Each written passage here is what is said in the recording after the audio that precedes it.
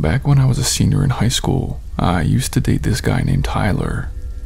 We dated for about 5 months, but we honestly just weren't compatible. We hardly agreed on anything, and it was rare when we weren't arguing. Well, I was accepted to a college out of state, and that's when I knew that I had to break things off with Tyler. To be honest, he took it really badly. He texted me and called me all day and all night, begging for another chance. It got to the point where I needed to block his number and his social medias. He went to a different school than me, so that was refreshing not having to see him in the hallways every day. Well, a few months after we broke up, one of my good friends was throwing a Halloween party at their place. It was one of those parties where their parents were gone and there was going to be a ton of people.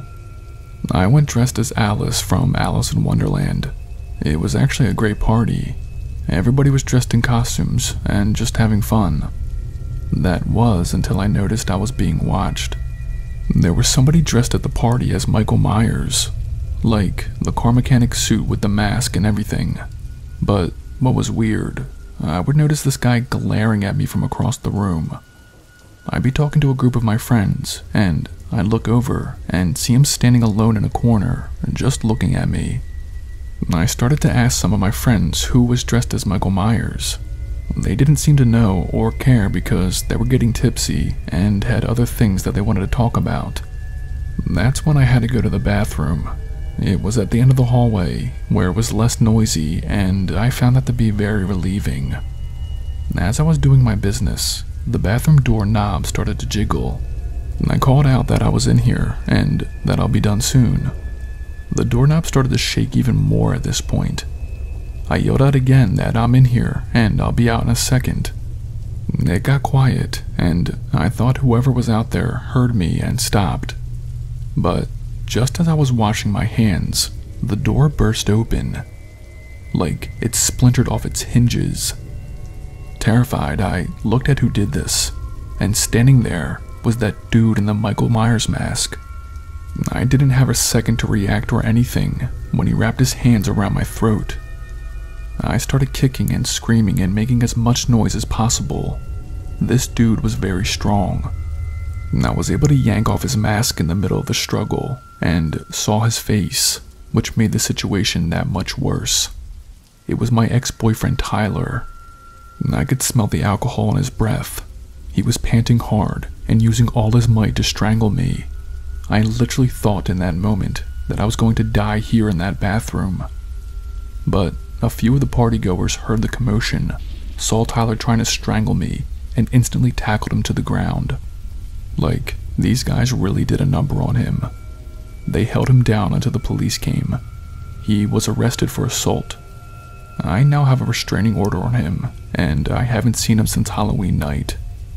And I pray that it stays that way.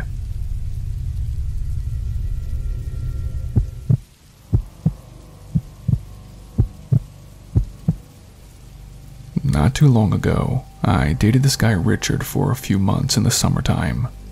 We met on Bumble. I had just bought my own house out in the suburbs of Pennsylvania and wanted to mingle a bit. At first he was a good guy. He was sweet, caring, and a gentleman. But he had these anger issues. Like, if we were watching a sports game and his team lost, he got into these horrible bits of anger. He'd throw stuff at the wall, curse, and break stuff. Then, when we were out on a date, he would be calm, collected, and sweet. I actually think he's bipolar, but either way, the way he would get so angry in the flip of a switch just rubbed me the wrong way, and I decided that it was time to break up with him. Well, as I thought, Richard didn't take it too well. I broke up with him over text because I was terrified to do it in person. I'm not kidding. He must have called me at least 50 times. He left me dozens of voicemails asking me why I'm doing this to him and how could I break his heart like that. I was getting scared at the constant harassment of phone calls, and I eventually just restricted his number on everything. But even then, I was getting calls and texts from brand new numbers saying that it was him and asking for me back.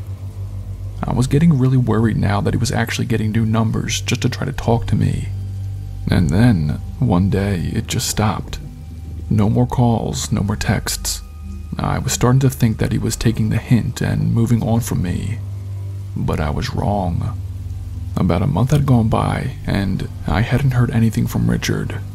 And for context, I had this indoor-outdoor cat, Paulie, who I would feed and give water to every now and then when he would come around to my house. And yes, this piece of information is important.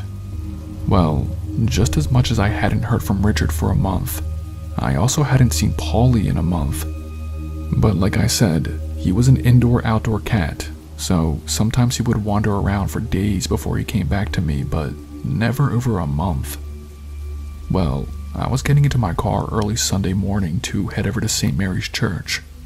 I had just put on my buckle when I smelled something horrendous. It smelled like rotten meat in the hot sun. I nearly gagged right there. I got out of the car. I started looking under the seats and everything in my car to see what the hell could be making that smell. That's when I opened the trunk. In it, sadly, was my cat Paulie, dead. There was a knife sticking through the back of his neck. At that point, I did throw up. Between the gruesome sight and the smell, it was just too much. When I made the police report, I told them my suspicion of who did it. They went to Richard's house, and he admitted to everything. He was charged with breaking and entering and animal abuse. Richard, at some point, broke into my place, took my car keys, killed Paulie, and put him in my trunk. I have no idea when he did this, but I felt so violated, knowing that it was inside my house and my car, and that I had no idea. I've been single since. Richard was and is an absolute madman, and I dearly miss my Paulie. I haven't seen Richard since.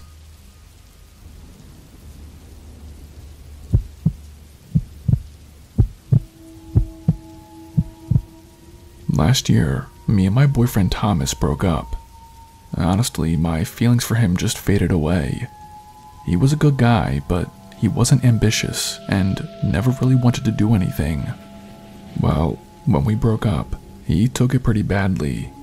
He didn't go crazy or anything, but I could tell that he was definitely hurt by it. I was also hurt, but I knew that I had to leave my dying relationship behind. A few months passed since me and my ex split up, and I was a bridesmaid in my best friend's wedding. I was allowed to bring a +1 to the wedding, and decided to bring this new guy that I was seeing, Ben. Ben was pretty much the opposite of my ex in all the good ways. So he joined me as my +1 for the wedding, which was amazing, and almost 100 people showed up. After the wedding ceremony ended, the reception was held at this country club. Honestly, everything was going well. People were drinking, dancing on the dance floor, and just in a great celebrating mood. Well, that all changed very quickly. My new date, Ben, excused himself to go to the bathroom real quick. We were sitting at a table near the front, eating wedding cake.